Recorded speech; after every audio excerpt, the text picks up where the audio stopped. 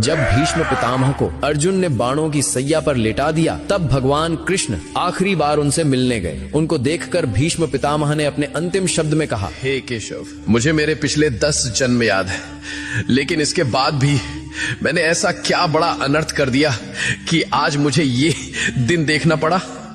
पिछले 10 जन्म में मैंने तो कोई पाप नहीं किया, तो फिर मुझे ये बाणों की सैया क्यों मिली? ये बाणों की सैया अब मुझसे सही नहीं जाती। मुझे मेरे सवाल का जवाब दो केशव। तब भगवान कृष्ण ने कहा कि हे पितामह, ये बात आपके 10 जन्मों के पहले की है। जब आप एक राजकुमार थे, तब आप जंगल से भ्रमण कर रहे थे। तभी आपके रास्ते में एक सांप आ गया। आपने उसको मारा नहीं, बल्कि ये सोचकर कि कहीं ये सांप किसी को काट ना ले, इसलिए आपने उस सांप को रास्ते से हटा दिया। लेकिन गलती से बेचारा सांप कांटों के झाड़ में फंस गया। वो जितनी बार निकलने की कोशिश करता, वो उतना ही कांटों में और ज्यादा फंस जाता था। कई दिनों तक वो सांप उन कांटों में फंसा रहा और भगवान से प्रार्थना करता रहा कि हे प्रभु, इससे अच्छा तो मुझे मार ही देते।